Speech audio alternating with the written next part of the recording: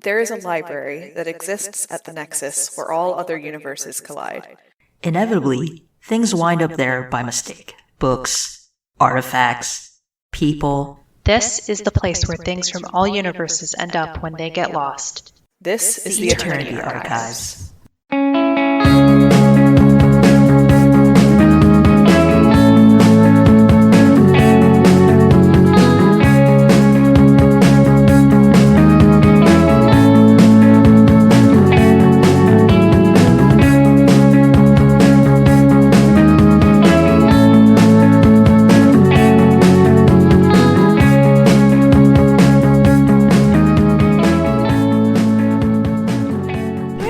Welcome back to the Eternity Archives.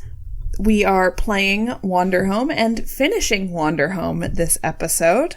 My name is Dorca, my pronouns are she, her, and I play Zen, the scoundrel, vagabond, lizard lady in this world of animal people. And in general, but especially so today.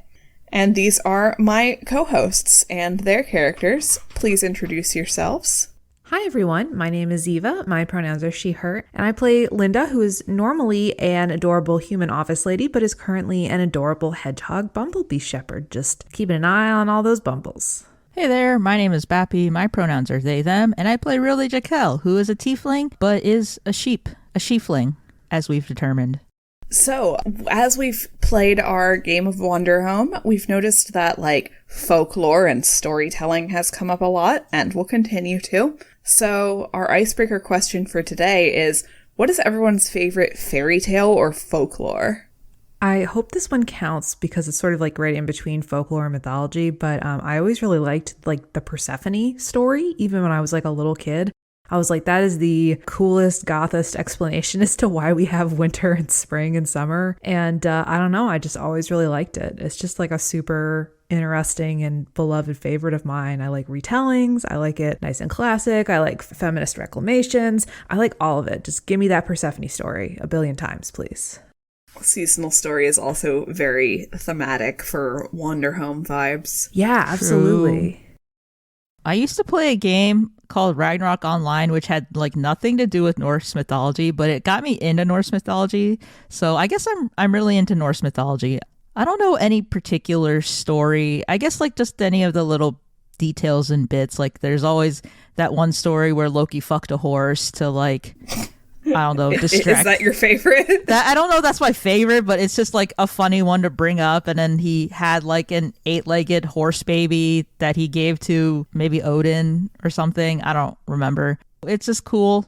There's at the end of the world, there's going to be a big, cool, epic battle with a giant snake and a big wolf and whatever. I don't know. It's just cool. Well, I guess I'm gonna forgive you both for going with mythology instead of folklore, because I also strayed slightly from the prompt. Because my favorite folklore, I would say, is more fictionalized. I'm going with Old Gods of Appalachia on this one. Excellent choice. It's based in real folklore and is just so steeped in this really niche Appalachian culture that most people have no idea about. But it's also really near and dear to me and my heart because I spent a lot of time in the Appalachian Mountains and grew up around that general area. And I don't know, I think it does what folklore is supposed to do, which is makes me feel sort of a connection with the land around me. The Old Gods of Appalachia podcast could not be further from Wanderhome and the vibes we're going for today. But that vibe of connection with the land and the people around us, I think, is shared in a way. Yeah, absolutely. And they're coming out with the tabletop game. Yeah, I have kickstarted it and I am waiting. We could play Creepy Wanderhome. Oh, yeah, let's play Creepy Wanderhome. Hell yeah. But not today. Today we're going to finish playing Wholesome Wanderhome, and I am just really excited to wrap this one up and get into our discussion.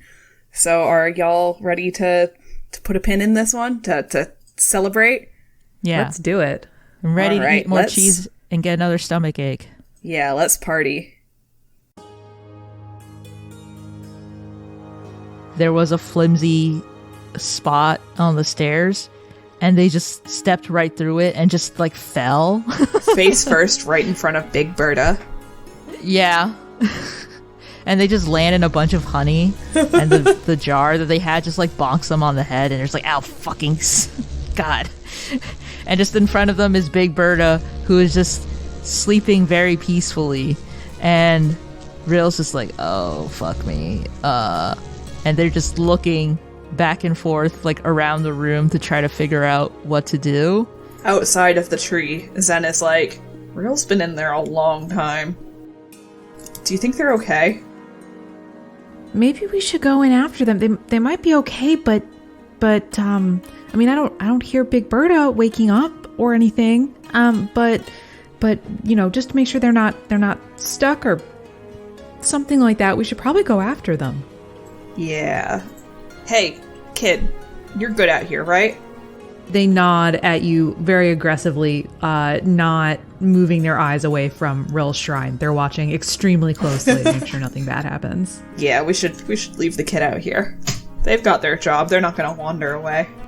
I think they're fine. And Linda goes over and wraps her cloak around them and then gets on her game face and is like, right, let's go make sure Rill's okay. And meanwhile, in the basement, Rill is just like, oh god, fuck. But they are in the basement, and they do have a jar with them, so I think they very slowly just start trying to shovel honey into the jar. Linda is going to go up to the dark hole in the tree and peek her head in.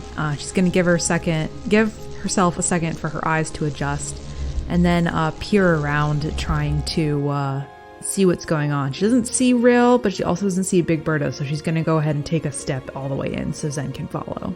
And Zen will squeeze through the opening behind her.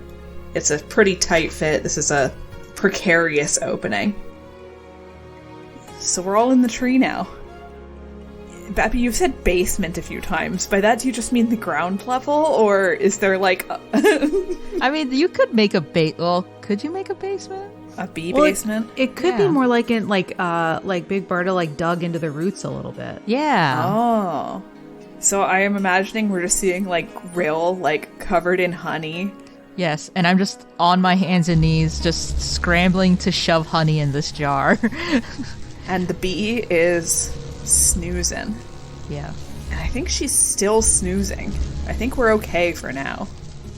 When Linda sees Rill like scooping honey into the jar, I think she's gonna get closer and try to use her crook as like a honey shovel and try to shove a bunch in there. And Zen's just like, Rill, are you okay? Rill just kind of looks back and forth to try to find you guys. And I guess you're like peeking in through the hole that I fell through? Yeah. Okay. Yeah. Yeah, I think I'm a little banged up, but other than that, I'm good. And, you know, stuck in here with a giant bumblebee, but I'm good. All right. I'm glad to hear it. Are there more jars? Yeah, if you go up just a few more floors, there's a whole bunch of like jars and vases and stuff like that. Do you want us to do that, or do you need help getting out of there? I think go ahead and do that, and I'll just wait for you guys down here and hope I don't die. I don't think bees mind when you take their honey, right? Linda? They mind a little bit, so let's get this show on the road. Linda's gonna step back and follow Zen and go on and get a bunch of jars and stuff. Yeah, we'll kind of tiptoe up the precarious stairwell and come back with like arms full of jars and start to fill them with honey. Rill, are you still face to face with the sleeping bee, or have you extracted yourself by now? I think I wouldn't leave without you guys, so I think as soon as I filled my jar, I'd be like backed up as far away as possible from Berta while I waited for you. And I'm gonna say that, like, as we get these jars together, and it's like a lot of jars, like we're gonna be struggling to carry these back, but we're starting to get all that situated, and then there is just this hugely, impossibly loud crash from outside that echoes through this tree. The crash of thunder. Real's eyes are so wide. Here's a thing that I read in the book. These seasons, one of the spring seasons is called monsoon. Uh-oh. So I've decided we're in monsoon season. And yeah, it's torrential rain. So the seasons, like the places, have like choices and aspects and stuff. And it says, choose one that this place lacks. The others are all present. So torrential rain, brief moments of clear skies, and beautifully green plant life, and brooding clouds.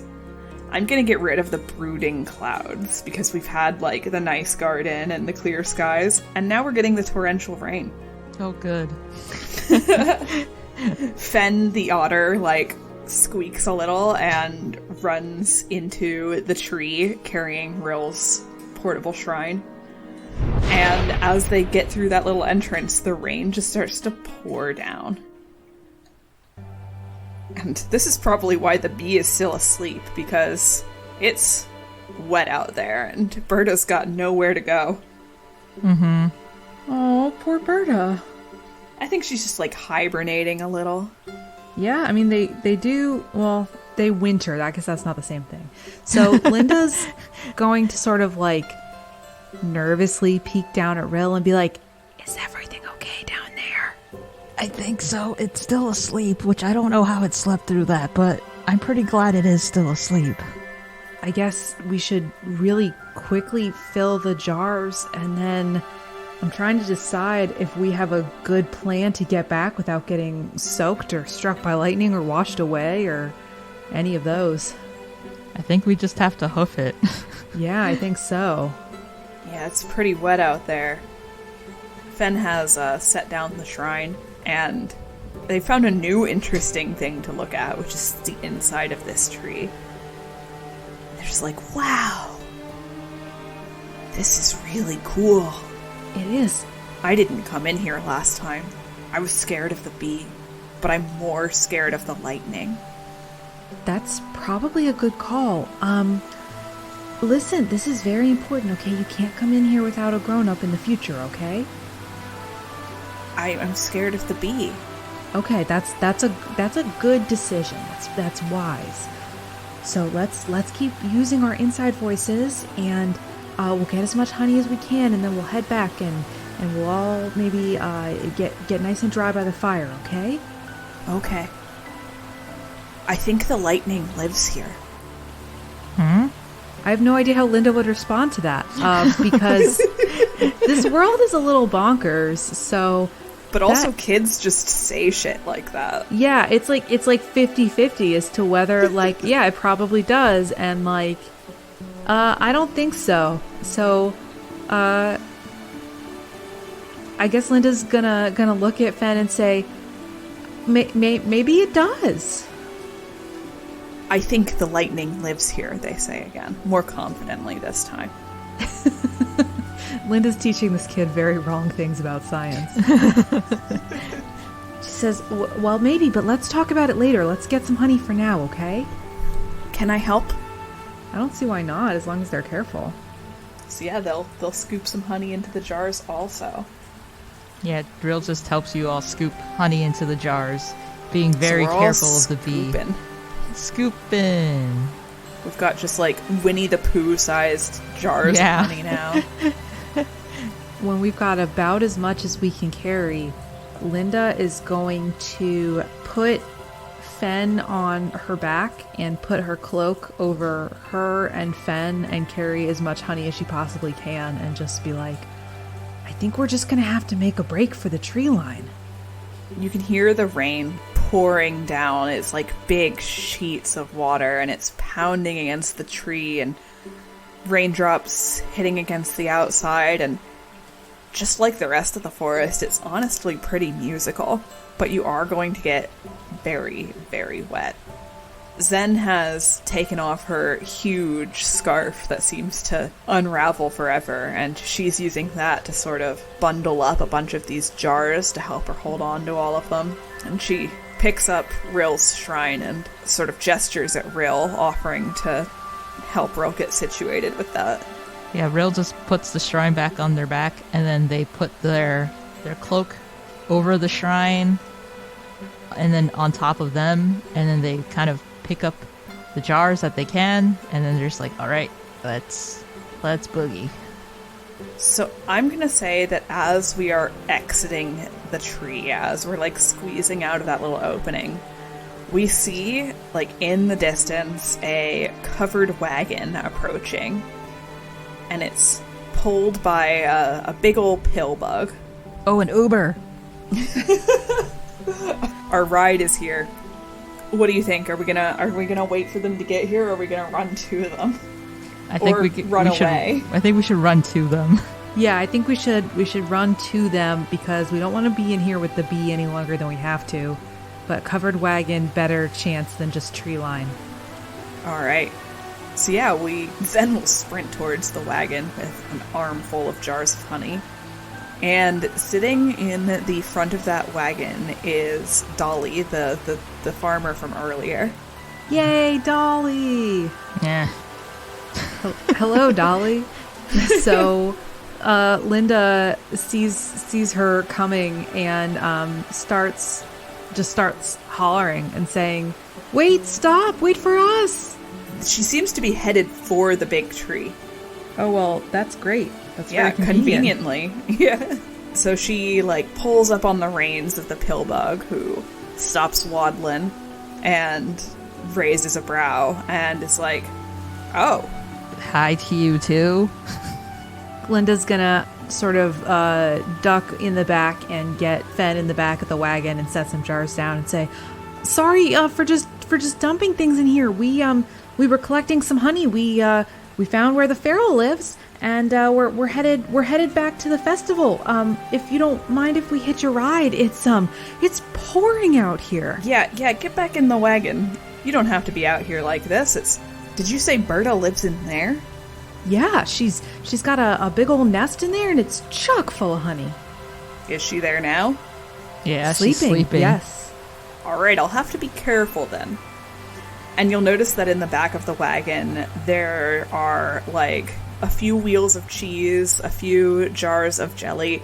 Not a lot compared to how much was at the festival, but a little offering.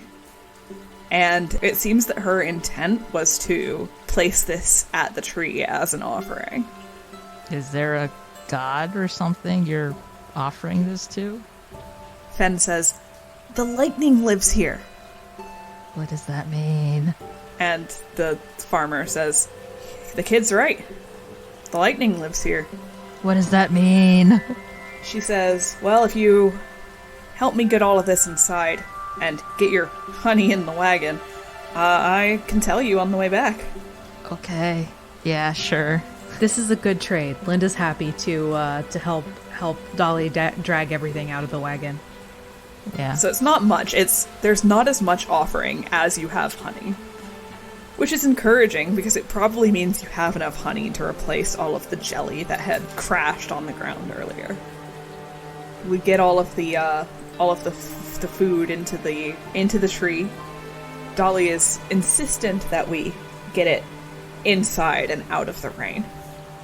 But then we're back in the wagon, which is covered. It's nice and dry. Yay! And she turns her pillbug around, and we're headed back to the festival.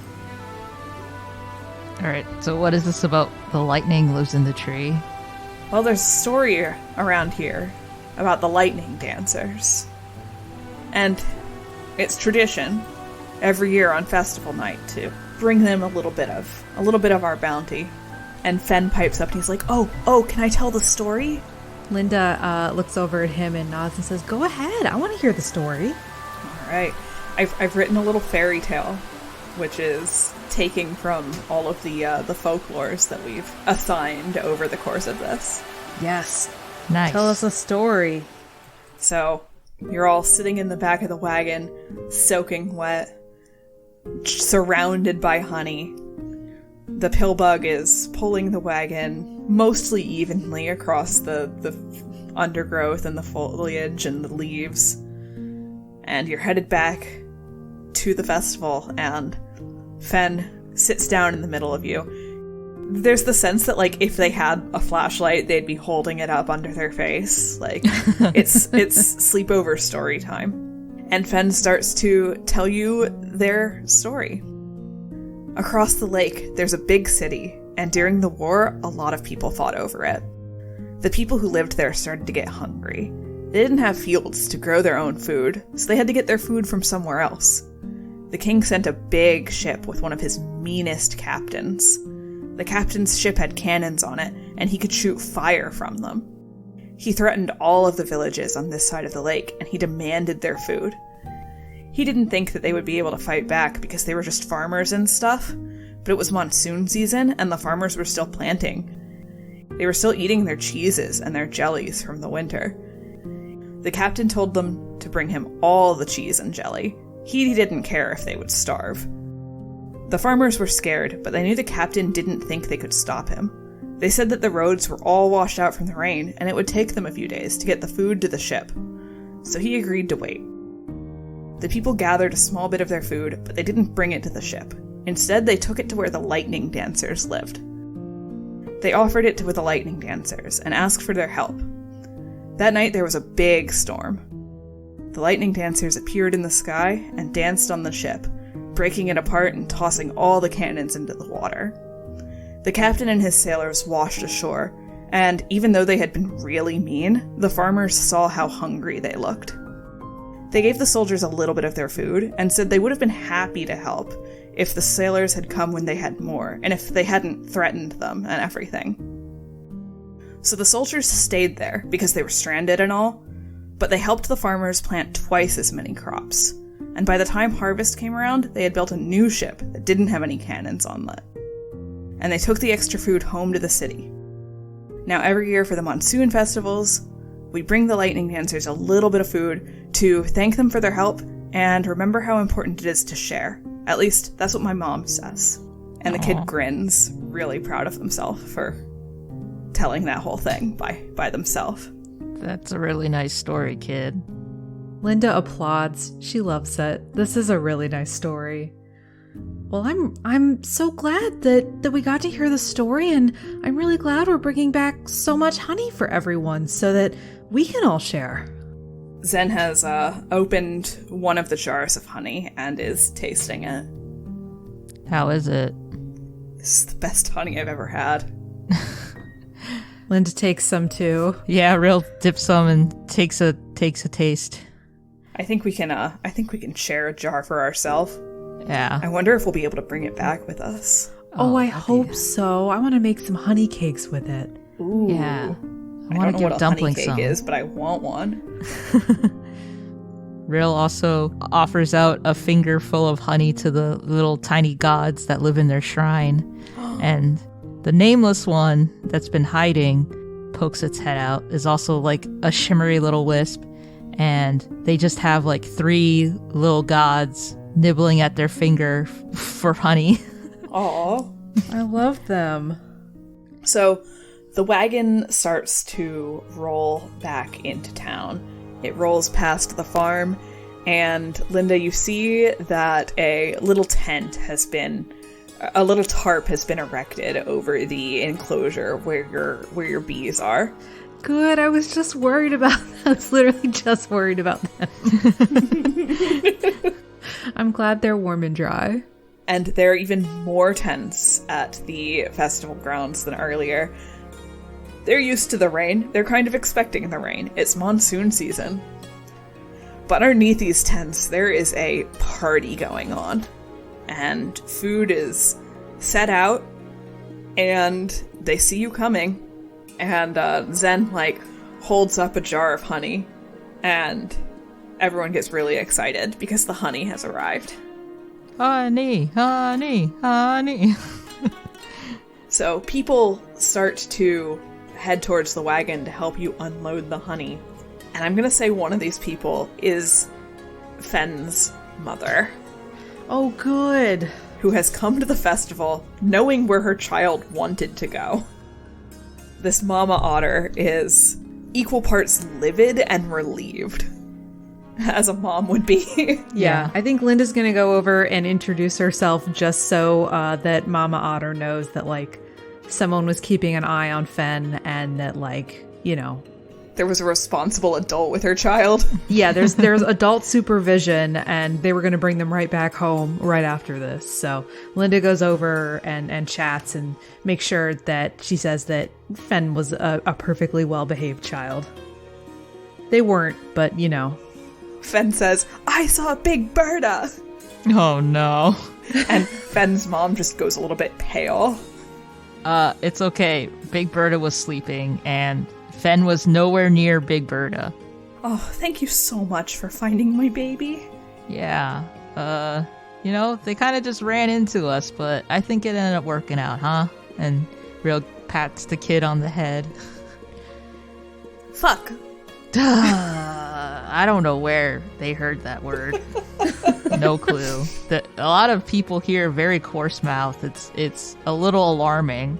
Yeah, I think now all we have to do is attend the party. Yeah, let's party down. Let's party down with everybody. We're eating cheese, we're eating honey, we're eating bread. I imagine that everyone's making toasts together. Toast to the lightning dancers, toasts to the harvest, to togetherness and sharing, to survival, to moments of peace, even in the midst of roaring storms. And literal toast to rub the cheese and honey on. Ooh, sounds good. Yeah. The whole festival smells like baked bread.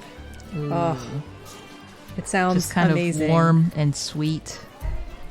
And I have a question now that I've wanted to ask the whole game. Mm-hmm. How does this place feel like home?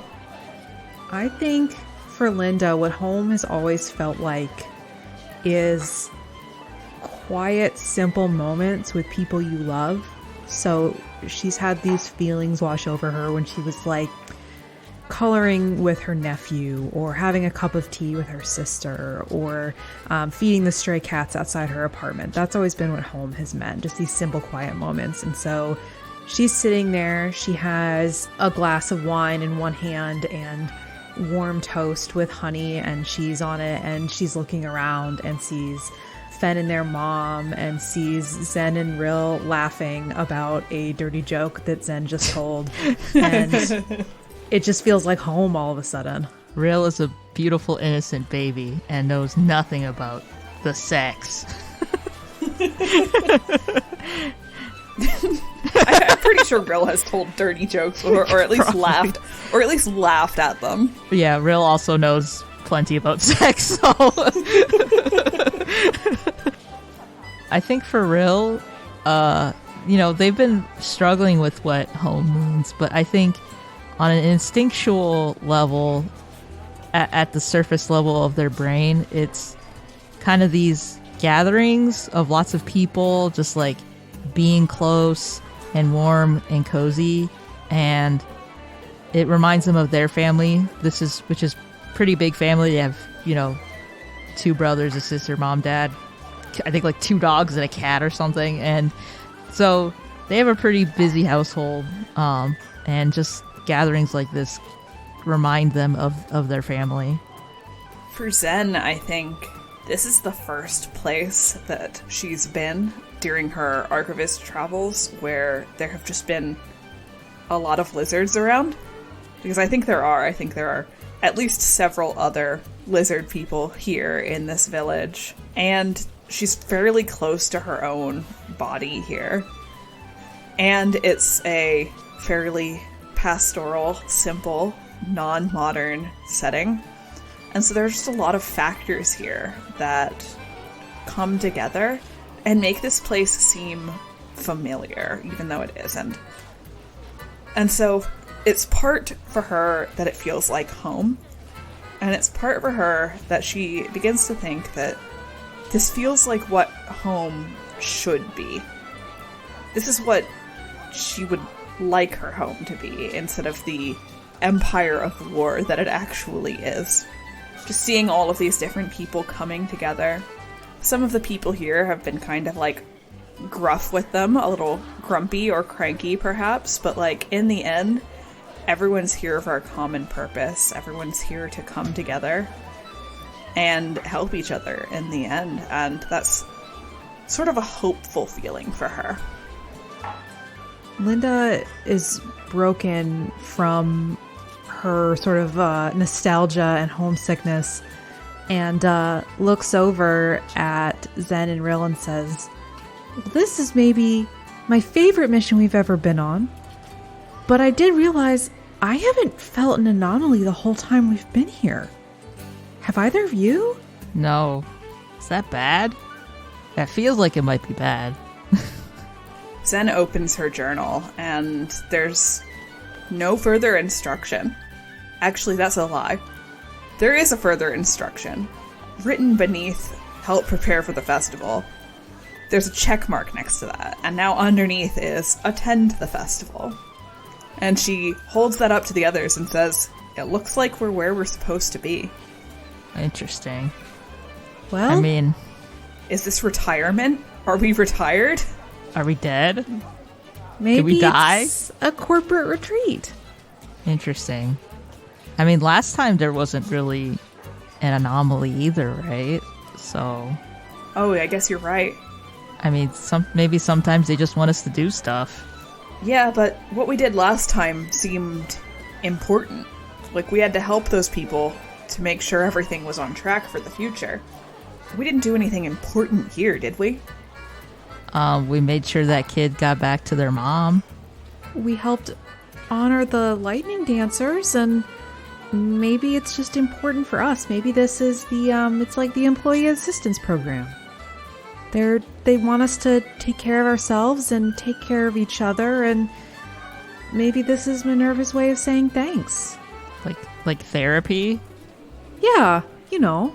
I think they have a therapist back at the library. I just haven't seen them. But I mean, this is kind of nicer, I guess. Well, I'm not going to question it. I'm going to have another glass of wine, and I'm going to eat bread and jelly until our journal gives us more instructions or Dumpling pulls us back home. Yeah, that sounds like a good plan. And then Zen sees a hot lizard on the other side of the festival grounds and makes a beeline for them. Beeline. Linda's going to take the opportunity to pack up a little tiny jar of honey to bring back to the bees here in a little bit, just to make sure they're being looked after too.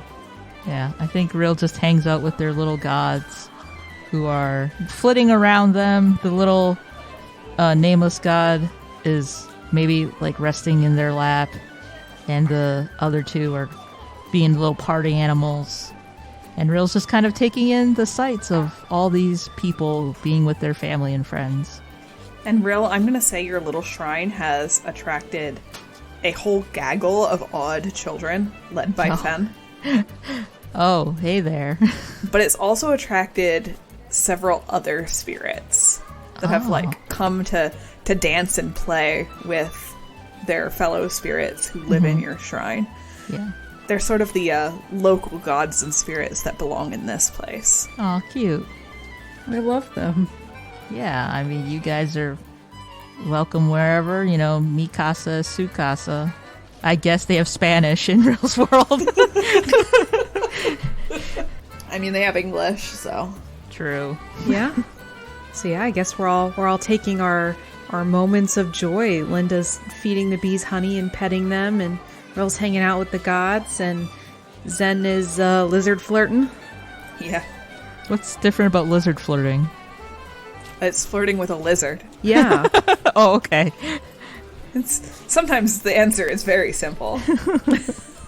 Is there anything else going on at the festival, or anything else that we want to make sure we do? Anything anyone wants to see? Any loose ends? No, I think we're I good. don't think so. I think this it like all like came together really nicely. So, how long do you think we're allowed to linger here? I think like a few hours, right? Yeah, I think until the party starts to calm down a little bit. Like, So people start to trickle off and... yeah, like it's time for the little ones to go to bed, and some of the ones who maybe were up farming all day are ready to turn in early, and They're still reveling, but it's starting to calm down a little bit.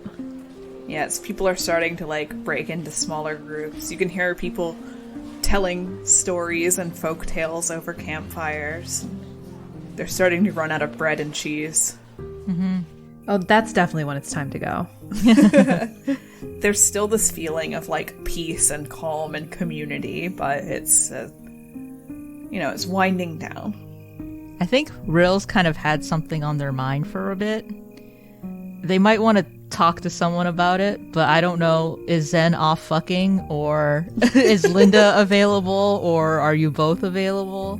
Linda's definitely come back. She wanted to check on the bees, but it's bee time, so she left them to all curl up and sleep in their pen. So Aww. Zen also gravitates back after a little while, looking a little happy, but I bet. So maybe it's just the three of us. Like they've put away some of the daytime stuff, but they use some of the honey and some of their preserved spices to make a big batch of mulled wine. So all of us have a mug full of hot mulled wine, and we're sitting maybe by a bonfire and just like enjoying each other's company. Yeah, I think Rill would kind of pipe up after some silence and just be like, have you ever wondered how much time has passed in our own worlds? Yeah. Oh, geez. I think about that a lot. Yeah. I guess seeing Fen and their mom, it just made me wonder if my family's worried about me. Or maybe not. Maybe it's only been like a day or something. Maybe even less than that. But if it's been like months or years, did I just disappear and they don't know where I went? Do they think I'm dead or something? I don't think we have any way to know. Yeah. Sometimes when I'm anchoring, it's like y'all are only down there for a few minutes or a few hours. And sometimes you're down there for more than a day, and I'm just sitting there and waiting. I don't know if there's any pattern to it. Yeah. I don't know. I'm like worried about that, but is it bad that I don't want to go back yet. Or ever. I mean, I don't know yet. It's like, I never really knew what I wanted to do back home. But here, I have some purpose, you know? I like to think I'm okay at it. So, I don't know if I want to go back. But like, I don't want my parents to worry or my family to worry either. So, I don't know. Zen puts a claw on Rill's shoulder. Linda does the same, and she sits quietly for a moment and she says, I don't think there's anything wrong with not wanting to go back yet, but I do wish there was a way to just let everyone know we're okay. If there is, we'll find it. People have been so distant in the library lately. Yeah. It's been weird. I wonder if we just reached out and talked to everyone, if anyone else feels like this, if anyone else knows. What if they're all talking to their families and we just don't know because we've never asked each other? Yeah, that's a good point. I mean, there is that one guy in the world with all the trees. He was a librarian, he was an archivist, and he made it back home and was like a remote worker, but back on his home planet. Last time I was at a party, it was the last time I was on my world.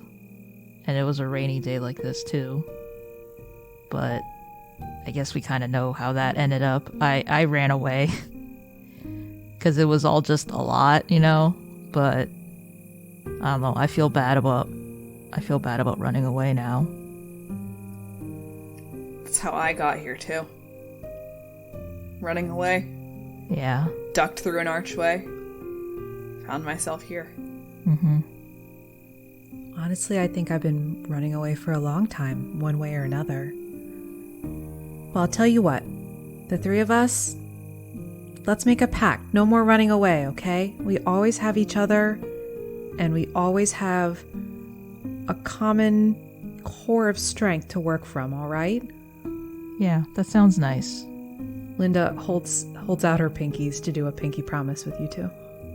I know I've been thinking about trying to find my way back, but I think the library is going to need us all here. It feels like something's coming. Whatever it is, we'll face it together. And then after that, we can get you back home. Yeah. Real hooks their pinky for a pinky promise. Zen hooks their pinky claw. Pinky claw. And I'm gonna say that when we all hook pinkies, that's probably when we're, whisked away. Dumpling loves narrative beats. Dumpling's so good at this. As we find ourselves pulled away from Haith, as we feel our body reshape themselves into something more familiar, we begin to wonder why we were in that world at all. There was no anomaly. The people barely needed our help at all. The only bad feelings to speak of were maybe our doubts, our guilt, our fears, our feelings of inadequacy and helplessness. Maybe that was the anomaly. The sense that we carry worlds on our shoulders. Maybe the library just wanted to show us that simple things and simple acts are just as important and meaningful as the big ones. Maybe the library needed to bring us back into balance. Or maybe the library was just apologizing for the difficult choices it asks us to make by letting us make a difference in small, mundane ways. Maybe. And then we're back in the book drop, feeling like no time has passed at all. Feeling renewed and hopefully a little more at peace than we were before. Dumpling, we brought back honey. Yeah, let's, I'm going to vote that the honey made it through the, Me too. yeah.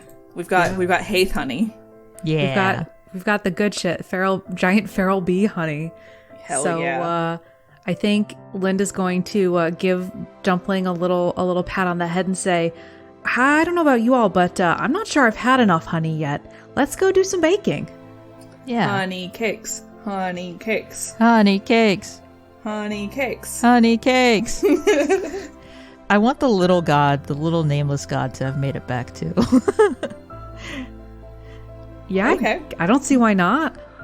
It's just a small little guy. Just a sleepy little guy. Yeah. Flitting around your shoulders, and the now 5 of us go off to go make some honey cakes together. Yeah. Yeah.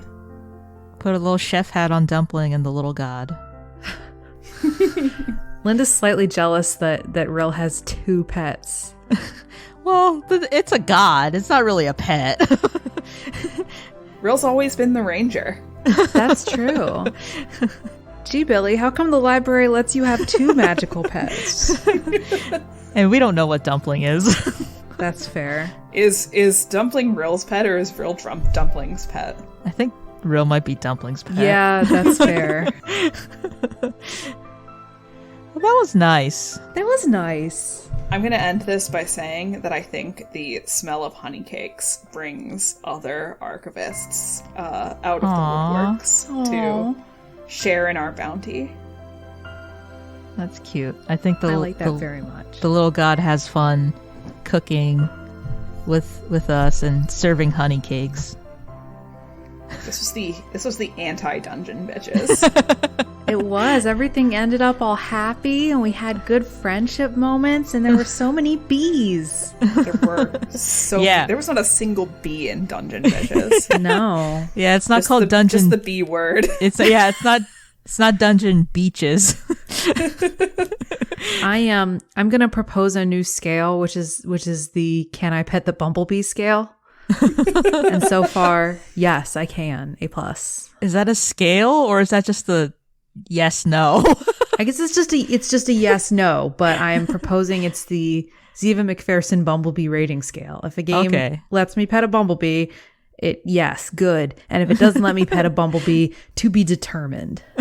To be determined. To be determined. No, I liked this. Yeah. Me too. It was very cozy. Yeah. I think well, let's go about this the way we normally do. Okay, yeah. What did we like about this?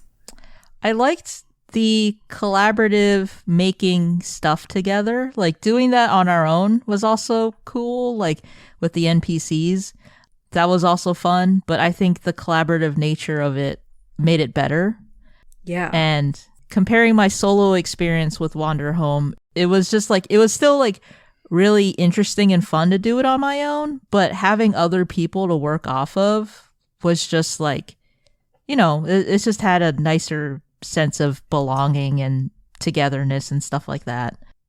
Yeah, I absolutely agree. I really had a good time generating the kith beforehand, but doing the places together felt awesome because it would be like one person would have an idea and we'd use that to snowball into a bigger idea. And then by the end, we had this like living very environment. Exactly. This like really like rich environment that felt very lived in, despite the fact that we literally were coming up with it as we were playing. Like there was maybe like a tiny bit of off-screen planning, but very little. The vast majority of stuff that we came up with, you all are hearing. And so it's really amazing how you can take these little seeds it gives you and spin it up into something that feels so rich. And I just really liked that. Like this is like a very thoughtful way to have this kind of storytelling game. And even how like one place, one location would like sort of guide us towards the next one. Yeah. And it all like ended up being very connected. This was, I don't know, this was a really beautiful thing. Like it felt more like a world building experience. Yeah. Yeah, it did. I would almost be tempted to use the like places and traits in a non-Wanderhome game to help generate the world before you start playing it. Like it's that rich and collaborative. Yeah. But also very simple. Mm-hmm. Yeah.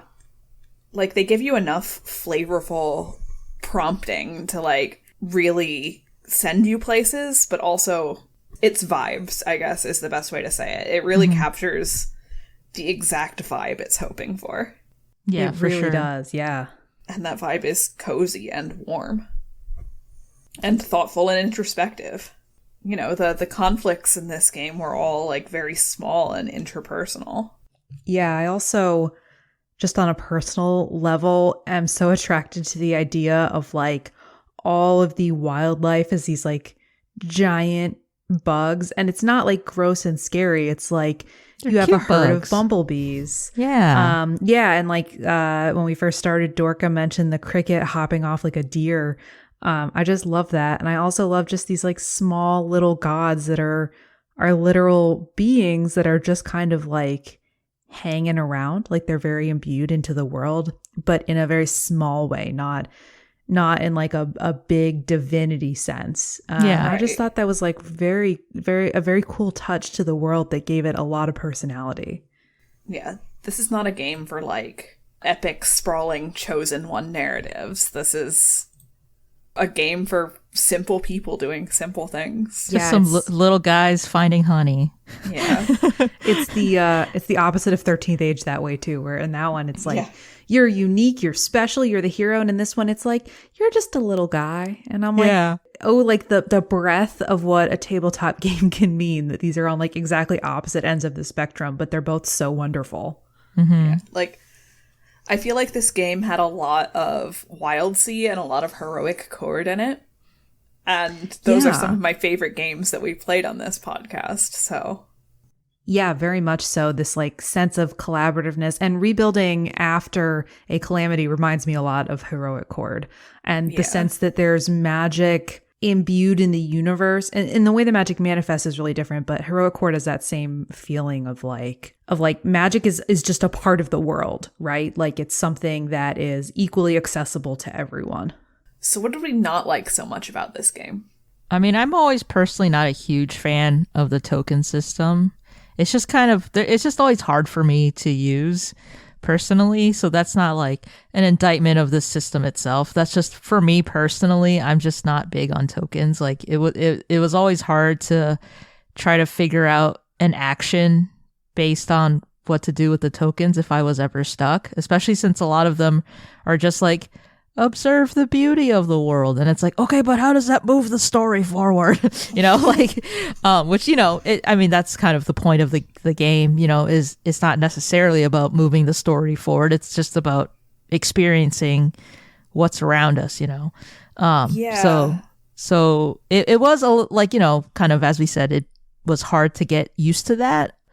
It's still a bit of friction for my brain, at least, to try to figure it out. But that's more me and not the game itself.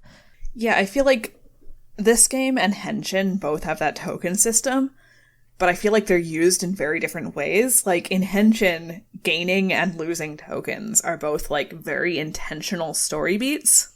Mm-hmm. And here it is much less so. I kind of felt like the token system was unnecessary. Yeah. I feel like this game functions just as well, like with just having the like creating the places and the natures and the people, and just having that list of like things you can always do, like just those flavor things. I feel like there was never really a time when like I was trying to either gain or use a token. Like I didn't really use those lists, and I didn't feel like I had to, because if we had been like really strict with the tokens, like if one of the things you use the token for is to like solve a problem in a small way, mm-hmm. then like it feels more limiting than I think the game intends it to be. Yeah. Yeah, we were coming across and solving small problems constantly without necessarily like making the effort to gain or spend tokens. Right. Yeah. So it kind of just seemed like extra game. Mm-hmm. Mm-hmm. Yeah, I felt very much like the tokens were, I thought, trying to tell a story while also trying to keep all of the things that gain or cost tokens in mind was a little distracting. And if I was going to play this again, I would just house rule, just ignore the tokens.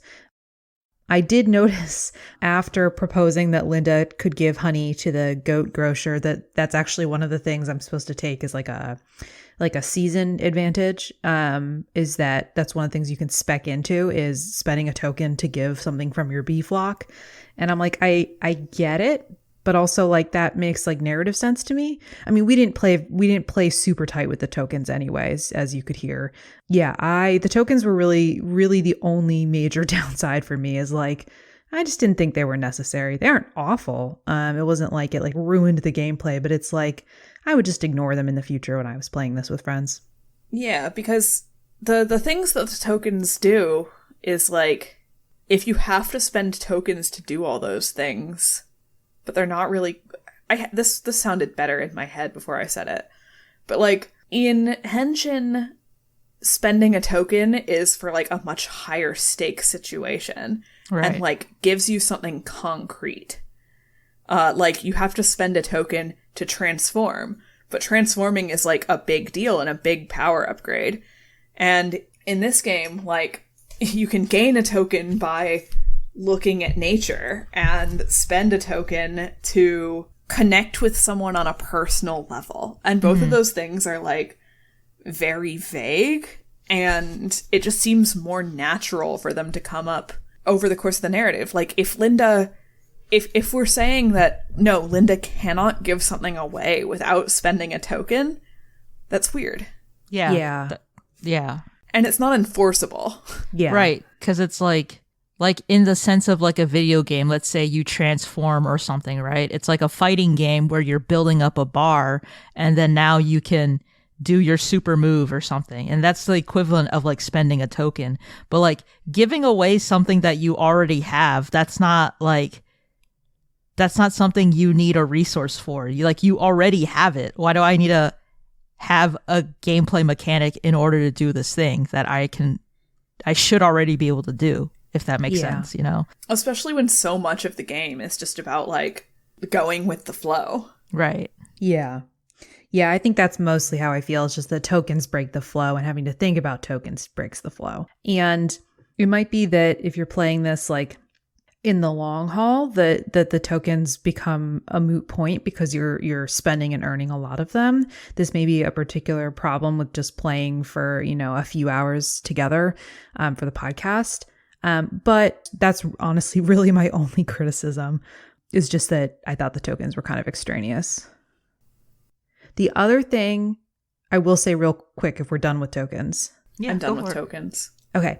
The other thing I will say real quick is that this was harder to play online than I think it would be in person. And this, again, might just be my particular brain patterns. But keeping all of the things you can do in mind with all of the places and kith is a little challenging online versus having them like literally written down on an index card and like passing it back and forth. Yeah. But that is like small potatoes. I highly enjoyed this experience. I really liked it. Flipping through a PDF was slightly annoying, but the PDF is hyperlinked, which is better than some of the games that we've played in terms of accessibility in online form. But yeah, this really evoked for me like the feeling of like sitting around a campfire and like telling stories together at night. And like, I just really want to do this in person with like a mug of hot chocolate and a fireplace. Yeah, that'd be nice. When are we doing our cabin retreat? Whenever y'all are in the area, we can do that. Okay, all right, sounds we're booking good. it. Yeah. All right, donate to our Ko-fi so that we can fund this trip. Yeah. Donate to our Ko-fi so that we can get together and play a game that you're not going to hear. From the goodness of your heart. I really liked this game. I would highly recommend it. I would also highly recommend it if you have people who aren't sure how they feel about tabletop, because it's like very freeform and easy to pick up and start playing. Like if you can tell a story, you can play this. And it's not as intimidating as I feel like some of the freeform games are, because it's very much like, okay, we go to place. Let's make up place. Okay, what are we doing in place? All right, on to the next place. Okay, time for a festival. And so it's got a natural beat and flow to it that makes it, I feel like, a lot more accessible. And it just has really good vibes. Like, it's just really nice. This is just a nice game.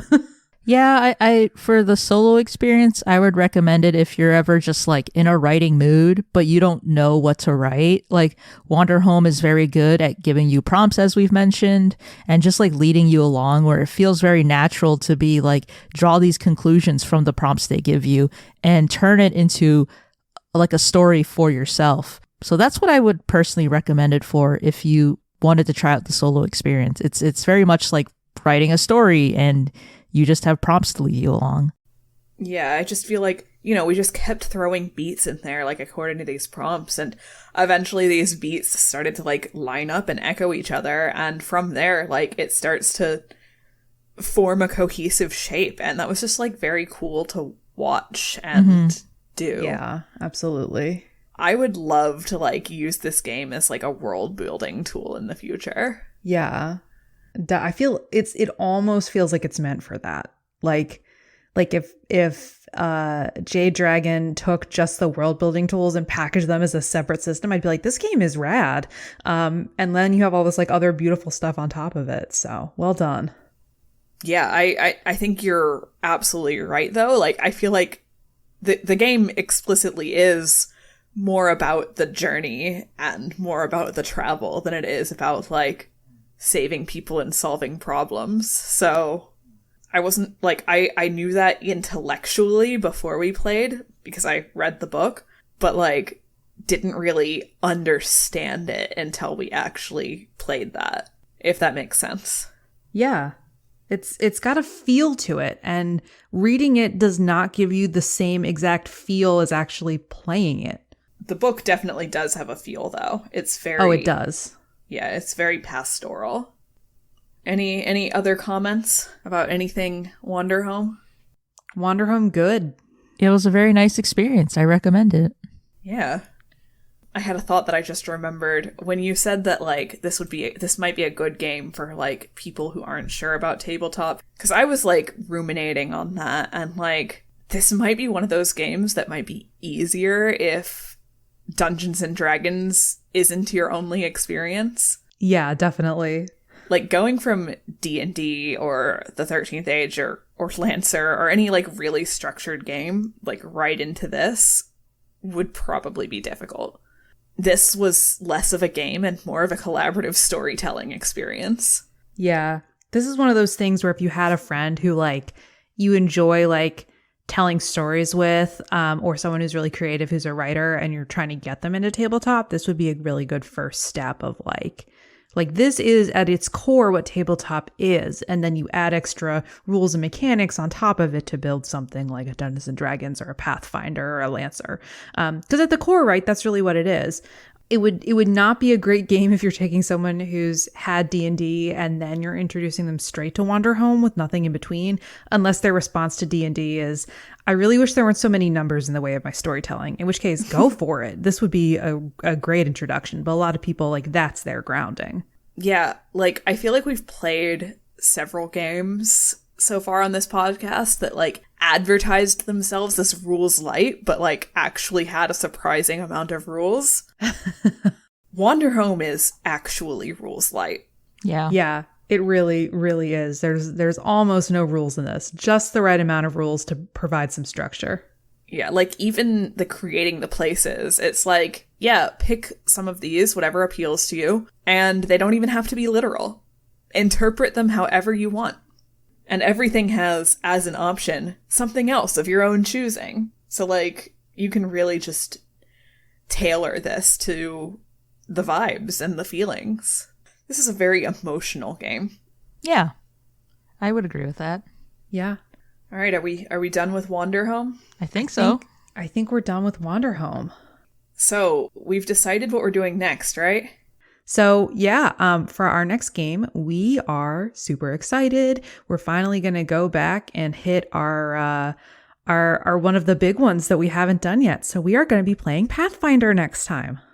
Against all of our best efforts, we've finally been persuaded to give Pathfinder a shot. 2E, not 1E. Yes. To be clear. Yes, we're playing second edition, and we're going to have a very special guest, which can't wait to have that on the airwaves for y'all soon. The digital airwaves. Very special guest and fellow Rainbow Roll Network member. Yes. Woo! Get hyped. It's going to be awesome. So yeah, that's it, I guess. That's it for this chapter. Thanks for traveling with us, everyone. And thanks for listening always. Yeah. Thanks for listening. Thanks, everyone. The Eternity Archives is hosted, produced, and edited by Dorca, Bappy, and Ziva. Find us on Twitter at @TheArchivesPod or online at theeternityarchives.com. Our intro music is Paint the Sky by Hans Adam, and sound effects are obtained from zapsplat.com. Check out our show notes for more information and some helpful resources. Consider supporting us by telling your friends about us, or leave us a tip at our Ko-fi page, ko-fi.com/theeternityarchives. Subscribe to our Ko-fi for all sorts of exclusive bonuses, behind-the-scenes content, and other fun surprises. Thanks for listening, and we'll see you next time.